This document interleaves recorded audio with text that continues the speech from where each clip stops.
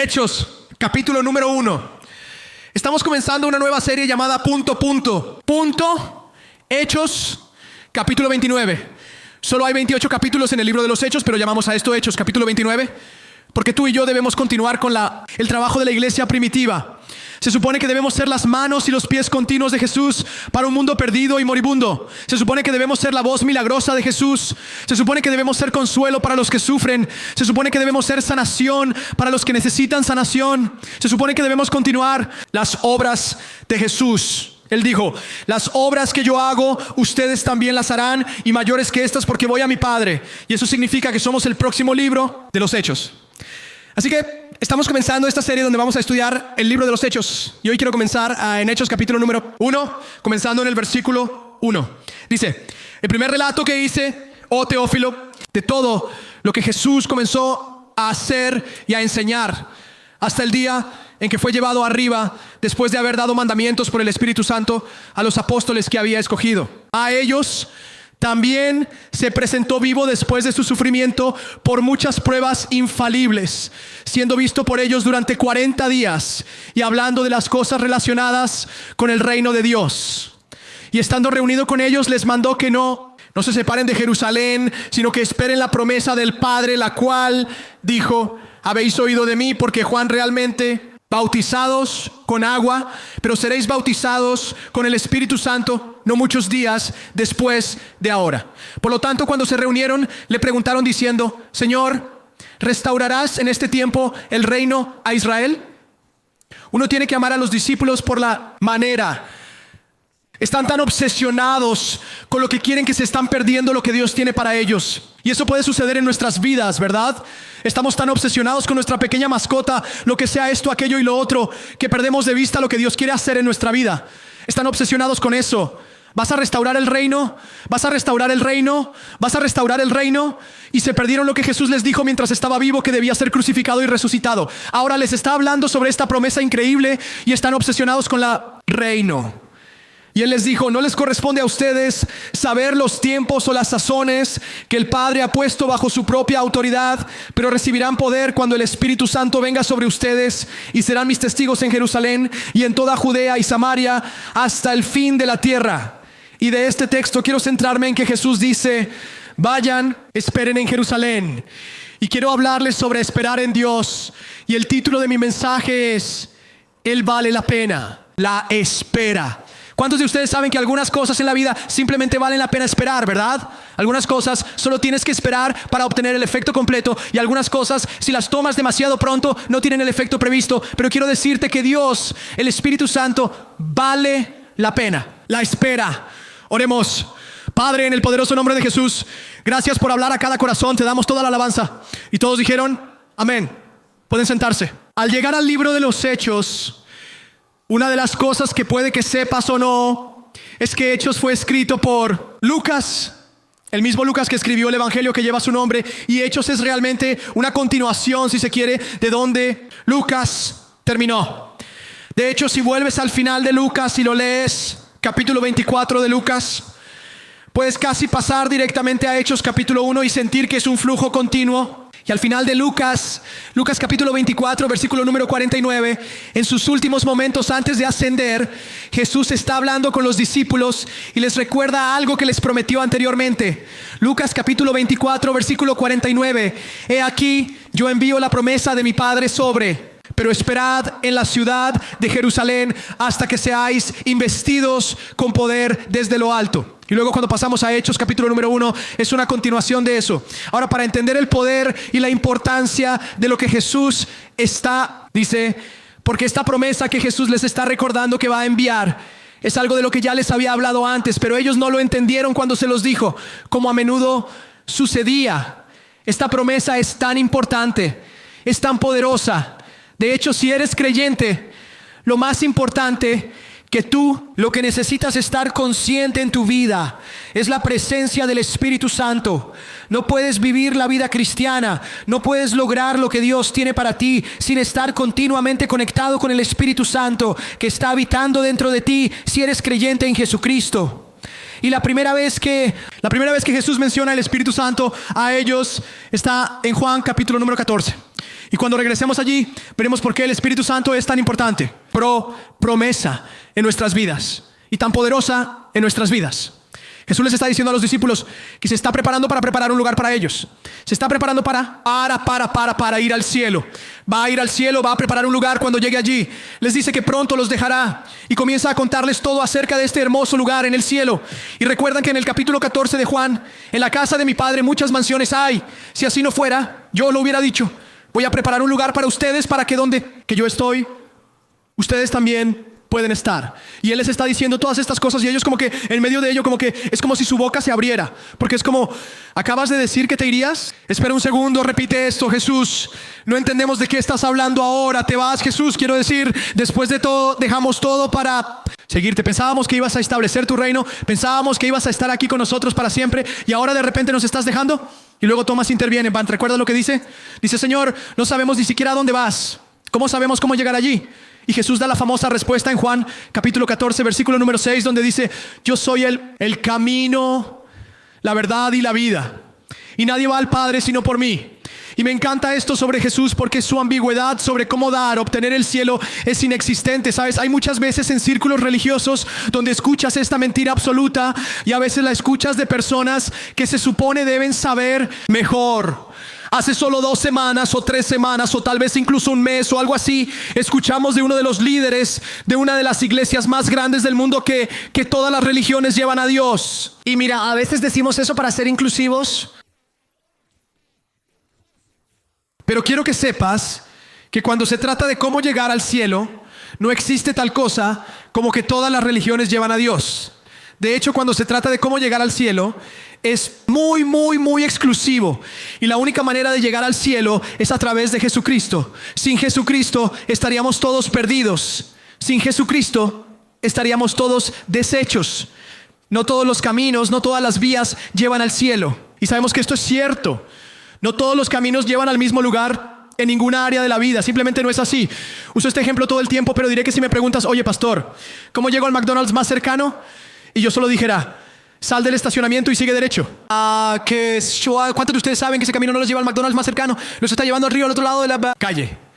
Si te dijeras, sal del estacionamiento y gira a la derecha, no te llevaría al McDonald's más cercano. Podría llevarte a otro McDonald's si tú continúas girando a la derecha, pero no hacia el McDonald's más cercano. Para llegar al McDonald's más cercano, tienes que salir de este aparcamiento, girar a la izquierda y avanzar aproximadamente 1 milla. Y a media milla por el camino a tu mano izquierda.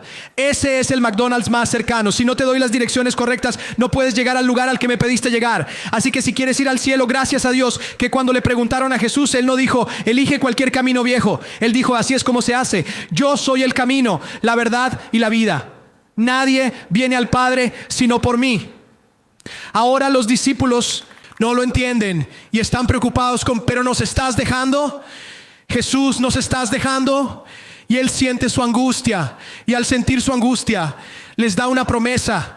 La primera vez que menciona al Espíritu Santo, Juan 14:16, Él dice, y yo rogaré al Padre y Él os dará otro ayudante.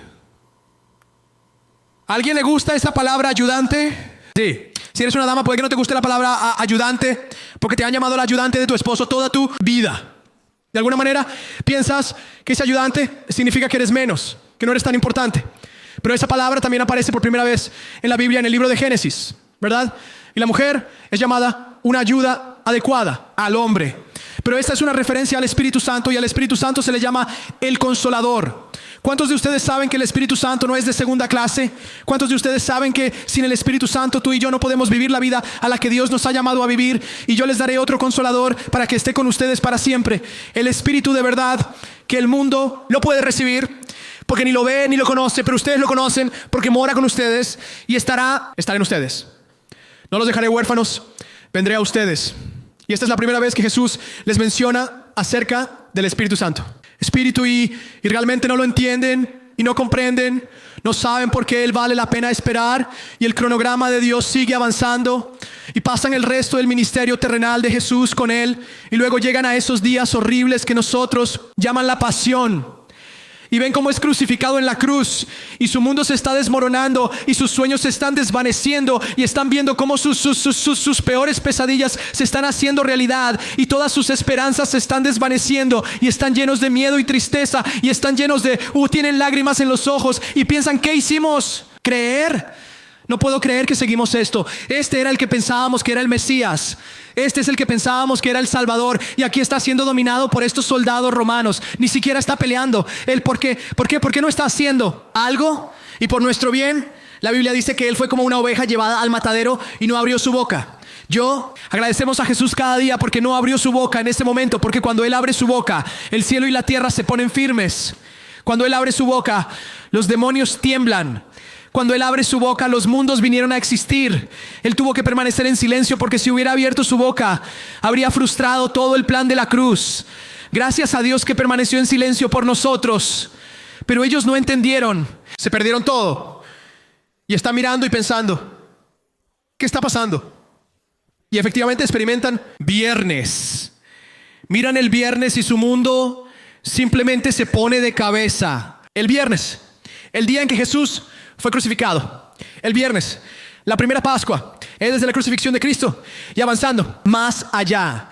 ¿Y en qué otro día podría haber sido crucificado sino en la Pascua? Porque Él era el Cordero de Dios que quita el pecado del mundo. Y entonces experimentaron ese primer viernes. Luego experimentaron el silencio del sábado. Y no fue hasta el sobrenatural domingo cuando Jesús ya no permaneció en la tumba, sino que salió ya no como el Cordero de Dios, sino como el león de la tribu de Judá. Y cuando salió de esa tumba, de repente fue y visitó a todos sus discípulos. ¿Sabes? Cuando salió de la tumba ya no buscó a las multitudes. Buscó a aquellos que estaban comprometidos con Él durante su ministerio terrenal. Jesús, durante su ministerio terrenal, tuvo grandes. Las multitudes que venían a Jesús eran tan grandes que a menudo Él salía del bote. No podía ni siquiera pisar la orilla. Tenía que volver al bote y usarlo como un púlpito para predicar, porque las multitudes eran tan grandes.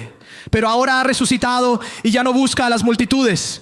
Hace estas visitas individuales a todas las personas que lo habían seguido y creído en Él. Y es casi como si estuviera haciendo una gira para asegurar su fe. Y le pregunté al Señor sobre esto. Le dije, Señor, ¿por qué no te apareciste a las multitudes? Se apareció a más de 500 personas diferentes. Y acabamos de leer al comienzo de nuestra audición que dio muchas pruebas infalibles de que estaba vivo. Pero fue a unas 500 personas y todos en diferentes pequeños fragmentos, aquí, allá y allá. Y yo le pregunté al Señor, dije, Señor, ¿por qué diablos no te mostraste a las multitudes? Y Él dijo, porque ellos todavía querían matarme. Y si venían a matarme, entonces no podría ofrecer mi vida porque ya no era el cordero, ahora era el león. Y entonces, por el bien, creo yo, y esto no está en la Biblia, esto es totalmente mi opinión, creo que por la protección de todos los demás, solo se apareció a los discípulos. Apareció a los discípulos y hace estas visitas. Y la primera visita, por supuesto, que hace es a María Magdalena. Y Pada así recuerda eso. Ella está en la tumba y está abrumada por la tristeza y llorando. Y Él se le aparece y ella lo confunde con un jardinero. Está tan inmersa en sus lágrimas que no puede ver lo que está justo frente a ella. Y luego Él llama su nombre. Y al llamarla por su nombre, sus ojos se abren. Y de repente sus lágrimas se secan debido a una visita del Salvador resucitado. La siguiente visita que sabemos que Él hace es a 2 discípulos desalentados en su camino a Emaús. Ellos están huyendo con miedo. Van en la dirección opuesta a donde Jesús les dijo a los discípulos que fueran. Él dijo, esperen en Jerusalén. Pero no están en Jerusalén. Van en la dirección opuesta. ¿Cuántos de ustedes se alegran de que Dios nos buscará cuando vamos en la dirección opuesta? Y Él camina con ellos. Y Él habla con ellos y no saben que es Él.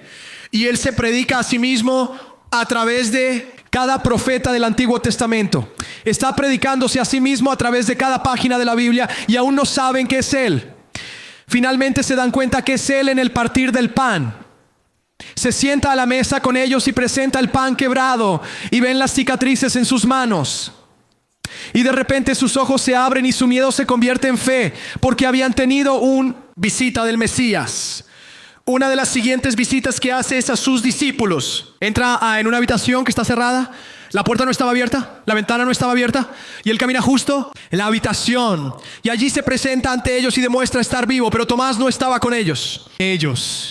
Y le contaron a Tomás sobre eso y Tomás dijo, a menos que vea las cicatrices en sus manos y la cicatriz en su costado, yo no creerá. Y entonces Jesús hace otra visita.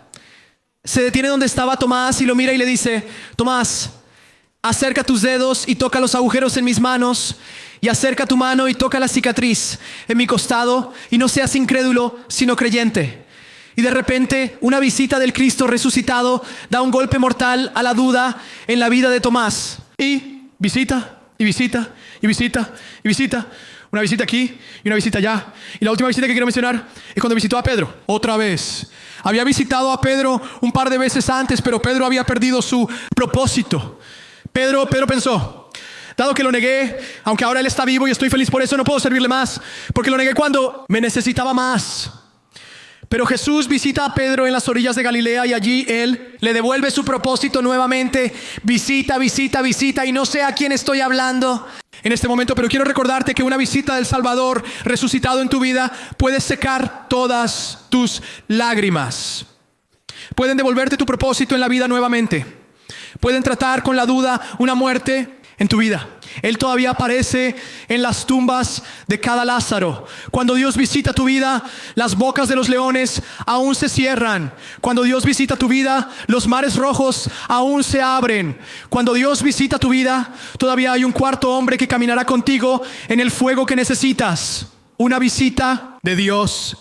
Pero ahora el tiempo de visita ha terminado y Jesús dice: ya no quiero visitarte más.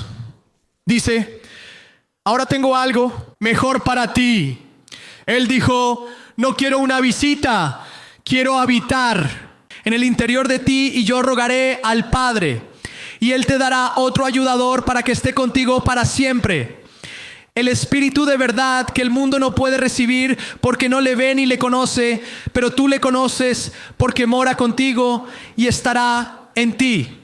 No te dejaré huérfano, vendré a ti. Y esta palabra morar literalmente describe cómo alguien se muda a una casa. Verás, la promesa del Espíritu Santo no es solo que Dios nos visitará aquí y allí. Y estoy emocionado por esta promesa, porque si una visita de Dios puede hacer todo lo que dijimos antes, ¿qué puede hacer una morada de Dios en tu vida? Cuando Dios mora en tu vida y en tu corazón, cuando Dios toma residencia permanente en tu corazón. Por eso los creyentes deben ser los más bendecidos, los más llenos de alegría, los más llenos de paz, los más sanados. Porque no tienes una visita de Dios, tienes al Espíritu Santo viviendo dentro de ti. Y aquí está la cosa sobre cuando viene el Espíritu Santo. No simplemente como cohabita contigo. Cuando Él viene, toma residencia permanente. No es como un huésped o un compañero de cuarto. Con un huésped y un compañero de cuarto, ya sabes, ellos ponen sus cosas alrededor y tú como que toleras sus cosas por un minuto. O con un compañero de cuarto, sabes, ellos dicen: bueno, me gustan este tipo de cosas. Y tú dices: bueno, me gustan este tipo de cosas. Y se encuentran en el medio y el compañero de cuarto pone algo de lo que les gusta y tú pones algo de lo que te gusta. Puedo decirte que cuando el Espíritu Santo entra y toma residencia en tu hogar o en tu vida, Él no te permite quedarte con lo que no le gusta. De hecho, cuando el Espíritu Santo entra, todo lo que no es de Él tiene que irse de tu vida. Y todo lo que es de Él tiene que exhibirse en tu vida. El Espíritu Santo no solo habita en ti, sino que el Espíritu Santo renueva toda tu vida. El Santo Espíritu es la promesa más preciosa que Jesús pudo habernos dado. Y Jesús les dice a los discípulos que vayan a esperarlo. Ve, espera, tardad en Jerusalén.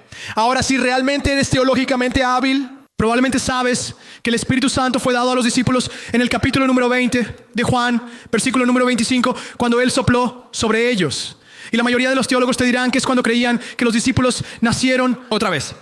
Pero luego, aquí está, reciben un acto subsiguiente de gracia. En Hechos capítulo número 2, en el día de Pentecostés, cuando el Espíritu Santo es derramado. Y en el primer caso, la mayoría de los teólogos te dirán que es un tipo de moradas del Espíritu Santo. Y en el segundo caso, es la llenura del Espíritu Santo. Y para nuestros propósitos necesitamos entender que hay dos actos de gracia que ocurren cuando entregamos nuestra vida a Jesucristo. El primero es cuando nacemos de nuevo. Y cuando naces de nuevo, el Espíritu Santo viene y vive dentro de ti. Y recibes tanto del Espíritu Santo como vas a recibir en ese momento particular. Y eres un hijo de Dios. Pero hay un acto de gracia posterior por el cual debes nacer de nuevo para recibir. Y eso es el llenado del Espíritu Santo, y es ahí donde recibes poder para ser testigos. Eso es lo que se describe en Hechos capítulo 2 y en otros 4 lugares en el libro de Hechos. Pero para nuestros propósitos ahora mismo quiero que veas y quiero que nos enfoquemos en las palabras de Jesús: esperad en Jerusalén. Y quiero hablarles sobre el tema de esperar en Dios, porque Él lo vale. Vale la pena la espera. Y cuando estás esperando en Dios, lo primero que debe venir a tu mente, si has estado en la iglesia por algún tiempo, es Isaías capítulo 40 versículo 31. Y esto es lo que dice: pero los que esperan en Él, el Señor renovará sus fuerzas. Se remontarán con alas como las águilas, correrán y no se cansarán, caminarán y no se fatigarán. En otras palabras, la frase remontarse con alas como las águilas se puede traducir como volar alto como el águila. Y así, el tiempo de espera no es tiempo de quedarse sentado. De hecho, la verdad del asunto, el tiempo de espera es tiempo de servicio. Y tiempo de servicio, mientras tu espera se convierte en tiempo de elevarse. En otras palabras, esperar en Dios no es un acto pasivo de indiferencia. Esperar en Dios es un lugar muy proactivo de participación, donde tú y yo aprendemos a elevarnos a un lugar en Dios al que nunca podríamos haber llegado de otra manera. Cuando esperas en Dios, no significa que te sientas y te cruces de brazos. No significa que te sientas y pienses: Dios mío, ¿qué va a pasar ahora?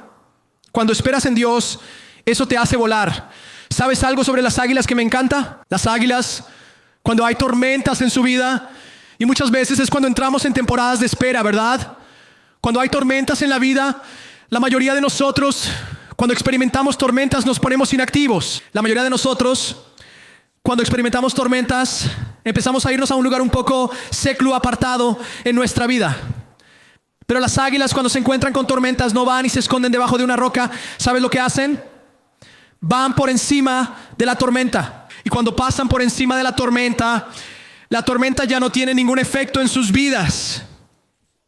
Entonces, esperar en Dios no está destinado a dejarte en el suelo, sino a ayudarte a elevarte a un nuevo lugar en tu vida, a pesar de las tormentas que lleguen a tu vida. Ahora, esto es lo que realmente me encanta de las águilas, y lo acabo de aprender recientemente. ¿Sabías que las águilas conciben en el aire? Hablas de un truco. Ese es un truco justo ahí. Las águilas conciben en el aire. De hecho, de talón a talón, hacen una caída en picado muy alto. Y simplemente hacen esta caída en picado, quiero decir, solo caen libremente. Y de alguna manera durante ese periodo de tiempo, cuando están cayendo en picado en el aire, conciben. Y le pregunté al Señor sobre esto. Dije: Señor, ¿qué demonios quieres decir cuando dices monte? Con alas como las águilas mientras te esperamos. Y esto fue lo que Dios me dijo: durante tu temporada de espera, concibes para que puedas dar a luz lo que Dios tiene en tu vida. Tus temporadas de espera son donde Dios deposita en ti cosas que no has podido obtener en tu interior de otra manera. Una temporada de espera es un tiempo en el que te embarazas de las cosas de Dios para que puedas dar a luz todo lo que Dios tiene para ti en tu vida. Pero aquí está la cuestión: tienes que esperar correctamente. Hay una manera incorrecta de esperar y hay una manera correcta de esperar. Y si esperas de manera incorrecta, abortarás lo que Dios ha puesto dentro de ti. Cuando esperas de manera correcta, darás a luz lo que Dios ha puesto dentro de ti. Entonces quiero darte 4 formas de esperar en Dios. Número 1, necesitas esperar con las personas correctas. Necesitas esperar con las personas correctas. Quiero que notes que los discípulos, los creyentes, estaban todos esperando juntos. Cuando avanzamos al aposento alto donde estaban esperando, se nos dice que eran 120 de ellos y algunos de ellos son nombrados.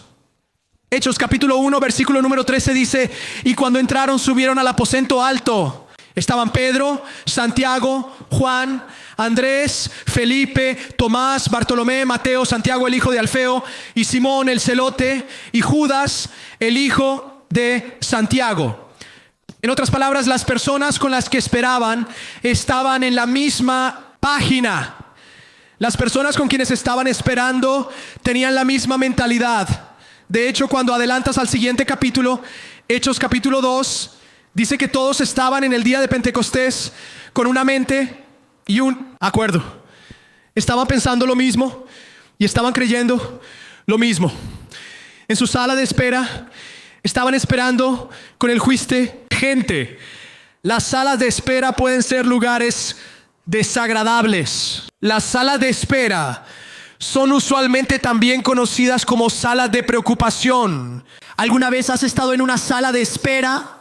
Esperando a que te llame el doctor, esperando a que el entrevistador te convoque, esperando los resultados, esperando a que tu ser querido salga de cirugía, esperando a ser llamado a la oficina del jefe. Las salas de espera suelen ser lugares de preocupación. Y a veces está esa persona en la sala de espera. Sabes, la mayoría de las personas cuando están en salas de espera están leyendo revistas, mirando hacia el techo, mirando hacia abajo. No están participando en conversaciones. Y la razón por la que no están participando en conversaciones es por lo que está pasando en su mente cuando están en la sala de espera. Pero siempre puedes encontrar a esa persona que quiere, ¿qué estás esperando? Y solo estoy esperando a que mi ser querido salga de una cirugía. Bueno, ¿qué tienen? Eso le pasó a un familiar mío, lo tuvo una vez. Y espero que las cosas sean diferentes para tu ser querido que para mi ser querido. Uno, mira, a veces el enemigo entrará en las salas de espera de nuestra vida. Y habrá voces que entrarán en la espera, sala de tu vida. Y lo que harán esas voces durante el proceso de espera es alimentarte con preocupaciones en lugar de alimentar y fertilizar tu fe o la semilla que Dios está depositando dentro de ti. Y a veces tienes que limpiar tu sala de espera. A veces tienes que expulsar algunas cosas, algunas personas, algunas influencias, algunas voces de tu sala de espera. Y tienes que esperar con las personas adecuadas. ¿Sabías que Jesús era muy protector de su sala de espera? Jesús estaba en camino para curar o resucitar a la hija de Jairo de entre los muertos y todos los dolientes. En los tiempos bíblicos, si alguien moría, los dolientes aparecían en tu casa y ellos todos llorarían contigo. Y a veces eran contratados profesionalmente, llorones, ni siquiera genuinos, sino pagados profesionalmente. Y ellos se presentaban allí. Y así, cuando Jesús llega allí para hacer esto, milagro que Él ha hablado, que Él ha tenido una concepción dentro de Él. Ella no está muerta, ella duerme. Cuando llegue ahí, ella saldrá de la tumba. Ha concebido un milagro dentro de Él. Lo ha puesto en el corazón de Jairo. Le dijo a Jairo, no tengas miedo, solo cree. Pero él sabe que cuando llegue a la sala de espera, el periodo de tiempo entre la llegada y la respuesta, que habrá dolientes allí. ¿Y sabes qué hace Jesús cuando llega allí? Él dice, muy bien, todos tienen que irse. Fuera, vámonos, salgan. ¿Cuántos de ustedes saben que a veces lo más espiritual que pueden hacer es despejar su sala de espera? A veces lo más espiritual que pueden hacer es sacar estas voces de tu vida que están contaminando tu fe. Él los echa a todos, está protegiendo su sala de espera. ¿Y recuerdas a quién lleva? Lleva a Pedro, Santiago y Juan y a los padres. Y la razón por la que lleva a Pedro, Santiago y Juan y a los padres es porque, y siempre lleva a Pedro, Santiago y Juan, ¿verdad? A donde quiera que va, siempre son los 12 discípulos, pero cuando tiene que ir más profundo, Pedro, Santiago y Juan. Y a menudo te preguntas qué pasa con Pedro, Santiago y Juan. No es como si Pedro fuera el ejemplo de fe, aunque quizás lo fue. Él sí caminó sobre el agua, pero él siempre era el que hablaba sin pensar, ¿verdad? Y Santiago y Juan eran los que discutían sobre, podemos estar a su lado izquierdo y su lado derecho cuando entremos en el reino, Señor. Queremos sentarnos junto a ti. Pero aún así él tomó a Pedro, Santiago y Juan. Y le pregunté al Señor sobre esto una vez. Y esto creo que es bíblico. Él dijo, bueno, la razón por la que los tomé es porque tenían la misma visión que yo. Porque su vida era un testimonio de mi visión. ¿Cuál era la visión de Jesús? Bueno, Pedro significa piedra. Juan es la versión gentil de Jacob, que significa suplantar. Y Santiago significa gracia. ¿Y a qué vino Jesús? Para reemplazar la ley con la gracia. Así que en cada lugar que Jesús fue, Él llevó a esos que caminaban en visión y acuerdo con Él. ¿Puedo decirte que no necesitas desacuerdo en tu vida? No necesitas división en tu vida. No necesitas otras voces en tu vida. Necesitas un acuerdo completo en tu vida si vas a dar a luz lo que Dios ha prometido. Espera con las personas adecuadas. Protege tu sala de espera. La declaración ha sido hecha. No puedes volar como el águila cuando estás rodeado de gallinas. Y provino de una historia. Y la historia no sé si es verdadera o no, pero supuestamente había un granjero que se encontró con una águila huérfana, un aguilucho cuando era muy joven, y lo llevó de regreso a su granja y lo crió entre sus gallinas, ponerlo en el gallinero y todo ese tipo de cosas. Y antes de mucho él observaba al águila, y el águila empezaba a actuar como un pollo, picoteando, pavoneándose como un polluelo, comiendo comida de pollo y todo ese tipo de cosas. Y la noticia de esto se difundió y un naturalista escuchó sobre ello. Y el naturalista no podía creerlo. Dijo, tengo que ir a ver esto por mí mismo porque no creo que un águila es realmente un pollo. Mira, el naturalista tenía sentido común. Se dio cuenta de que si Dios te hizo un águila, entonces eres un águila y no eres un pollo. No importa cuánto te llames pollo, aún no eres un pollo. Si fuiste hecho un águila, eres un águila. Y si fuiste hecho un pollo, entonces eres un pollo. No puedes simplemente elegir lo que quieres. Así que llegó el naturalista. Y el naturalista dijo, creo que eso es un águila. Él dijo, no lo es un pollo. Y el naturalista dijo, puedo probarte que es un águila. Y él dijo, bueno, ¿cómo vas a hacer eso? Él dijo, mira esto. Puso el águila en su brazo así y hizo un gesto. Miró hacia el cielo y se podía ver al águila también mirando hacia el cielo. Y él dijo, vuela, águila, vuela. Y el águila miró hacia arriba y parecía que iba a irse, pero luego miró hacia abajo, vio a los pollos, saltó y comenzó a hacer cosas de pollo de nuevo. Y el naturalista dijo, escucha, necesito otra oportunidad para esto. Volveré mañana. Volvió al día siguiente y esta vez lo llevó a la cima de la casa del granjero, todavía en la granja. Águila allá arriba, colocó al águila en su brazo así. Dijo, vuela, águila, vuela. Y el águila parecía que estaba lista para despegar. Pero luego miró hacia abajo, vio a las gallinas y volvió a bajar. Se quedó con las gallinas, comenzó a hacer cosas de gallinas otra vez. Y el naturalista dijo, escucha, necesito un intento más con esto. Dijo, pero voy a necesitar que me prestes tu ave por unos 3 o 4 días. Y el granjero dijo, está bien, solo cuídalo bien. Y se alejó mucho de la granja. Condujo hacia las montañas donde ya no podía ver la granja. Y esta vez, en la cima de una alta montaña, puso al águila en su brazo y le dijo al águila, vuela, águila, vuela. Y el águila miró hacia arriba. Y luego miró hacia abajo y todo lo que vio fue cielo. Ya no vio pollos y miró de nuevo hacia el cielo y empezó a batir su ala. Y eso, el águila comenzó a elevarse de nuevo. Puedo decirte que cuando te rodeas de pollos, aunque eres un águila, aunque eres un hijo de Dios, seguirás mirando, seguirás escuchando, seguirás oyendo. Y en lugar de elevarte en tu fe y ver lo que Dios ha prometido en tu vida, la tentación de arrastrarte hacia abajo y comenzar a hacer cosas de gallina de nuevo ocurrirá en tu vida. Tienes que separarte. Tienes que juntarte, tienes que esperar con las personas correctas, pero luego número 2, tienes que esperar con obediencia. Hechos capítulo 1, versículo número 4, dice, les mandó que no se fueran de Jerusalén, sino que esperaran la promesa del Padre. Él dijo, esperen en Jerusalén. ¿Qué tal si hubieran pensado entre ellos? Sé que él dijo Jerusalén, pero Belén es donde Jesús fue nacido. Vamos a Belén. Eso simplemente, sé que él dijo Jerusalén, pero lo entenderá. Belén parece el lugar para estar. Quiero decir, el nacimiento de Jesús, el nacimiento de la iglesia es Belén. Imagínense si Jesús apareciera, diría, ¿qué hacen aquí? Bueno, pensamos, dije Jerusalén. Y si dijeran, bueno, Jesús, sabes, pensamos que en vez de Jerusalén, Jericó sería el lugar correcto. Jericó, el primer lugar de la tierra prometida, la promesa del Espíritu Santo. Jericó, Jesús, no Jerusalén. Jesús dijo, yo no te pedí que eligieras, te dije que obedecieras. No es Jericó, es Jesús. Y si dijeran Samaria, Jesús, solo pensamos en Samaria. Samaria fue el lugar, sabes que fue uno de los primeros avivamientos que surgieron entre los gentiles. Y cuando el Espíritu Santo se derrama, va a causar avivamiento. Pensamos en Samaria. Y Jesús dijo, no dije Samaria, dije Jerusalén. Bueno, Jesús, pensamos en Capernaum. Capernaum, Jesús. Ahí es donde hiciste tantas de tus milagros, Jesús. Y este va a ser el milagro de todos los milagros. Aquí viene el Espíritu Santo. Aquí viene el Espíritu del Señor. Capernaum, Jesús. Tiene que ser Capernaum. Jesús dijo, dije Jerusalén. Jesús, una más. Bueno, ¿qué tal Nazaret, Jesús? Nazaret, sabes, ese es tu pueblo natal, Jesús. Nazaret. Sabes, quiero decir, tu ciudad natal, y nos dejas y vas a enviarnos a alguien como tú. Así que pensamos que iríamos a donde naciste para que pudiéramos, o a donde creciste para que pudiéramos recibir, ya sabes, a la misma persona que tú eres, Jesús. Fuimos a Nazaret, Jerusalén. Aquí está nuestro problema cuando esperamos.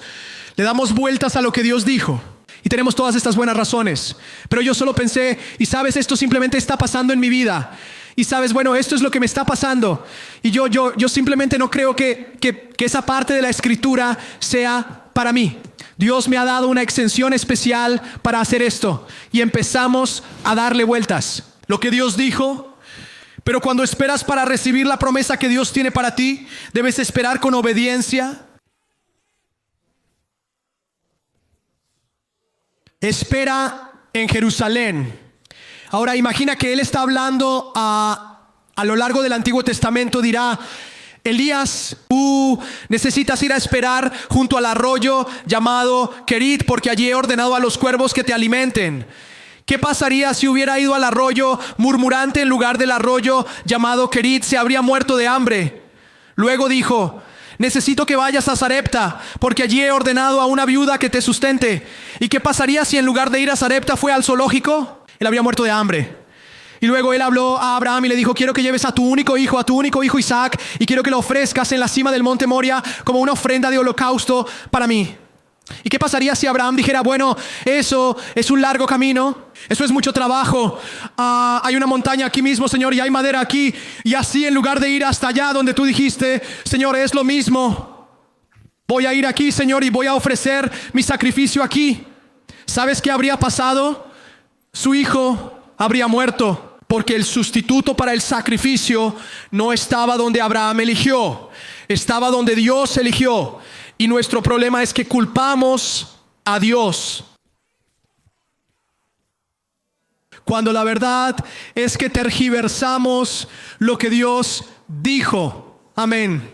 Decidimos hacerlo a nuestra manera, y entonces esperamos estaciones que se supone deben dar a luz lo que Dios dijo, convirtiéndose en temporadas donde abortamos promesas y tenemos la audacia de decir que Dios no fue fiel a lo que dijo, cuando sabemos que hemos tergiversado lo que Dios dijo. Cuando estás en una temporada de espera, debes buscar: Dios, muéstrame cualquier área en mi vida que sea de desobediencia hacia ti ahora mismo. Dios, ponme bien contigo. Todo de ti y menos de mí, Dios. Despójame de lo que necesite ser despojado. Porque en las temporadas de espera también son de destete. Las temporadas de espera son temporadas de alineación. Es donde me alineo con lo que Dios dijo. Y las temporadas de espera son temporadas de destete. Es donde me deshago de las cosas que sé que no deberían estar en mi vida. Porque mientras espero, voy a esperar con obediencia. Porque cuando obedezco, cuando soy dispuesto y obediente, entonces comeré lo bueno de la tierra. Necesitamos esperar con obediencia. Y una de las áreas donde nos salimos de alineación durante nuestras temporadas de espera es con nuestra boca. Oh, Dios mío, tenemos bocas grandes. Hay un pequeño Pedro en cada uno de nosotros. Amén. Creo que por eso es uno de los discípulos más populares, del que más se habla y se conoce, acerca de porque hablaba sin parar. Y tal vez en Pedro Dios te está diciendo algo a ti y a mí, que cuando estés en tu temporada de espera, no solo hables sin pensar. Poca y tantas veces eso es lo que hacemos en nuestra temporada de espera. Mientras tanto, la Biblia dice en Hebreos 10:23: mantengamos firme la confesión de nuestra fe, porque fiel es quien prometió. Y la palabra confesión es la palabra griega homologian. Homo significa mismo, logian significa palabras. Y cuando las unes significa decir lo mismo que Dios. Ahora están esperando la manifestación del Espíritu Santo para poder ser llenos o bautizados en el Espíritu Santo. Y la evidencia inicial de que están llenos o bautizados en el Espíritu Santo es que reciben un milagro en la boca. Y el milagro de la boca que reciben es que todos hablaban en otras lenguas como el Espíritu de Dios les daba que hablasen. Así que están esperando la llenura que se evidenciará por un milagro de la boca. Y puedes imaginar si su boca no estuviera alineada cuando esperaban ese milagro que se evidenciaría por su boca. Ve, ¿eso es lo que le está pasando a tanta gente? Sí. ¿Estamos esperando un milagro? Sí. ¿Y estamos arruinando el milagro con nuestra boca? Imaginen si hubieran dicho, porque esperaron un poco, no esperaron 5 días, ni siquiera esperaron 5 semanas. Esperaron un poco más que eso, esperaron 50 días, 50 días. He sido pastor el tiempo suficiente para saber que 5 horas hacen que la mayoría de la gente se rinda. Vino a la iglesia, llegó al altar, lloró, fue tocado por Dios, cayó en el Espíritu. ¿Por qué no cambió? Supongo que realmente no me sucedió en ese momento. Jesús le decía a la gente, o Jesús oraba por la gente y a esa misma hora a veces sanaban. A veces recibes un toque de Dios y tienes que creer que recibes en el momento en que oras.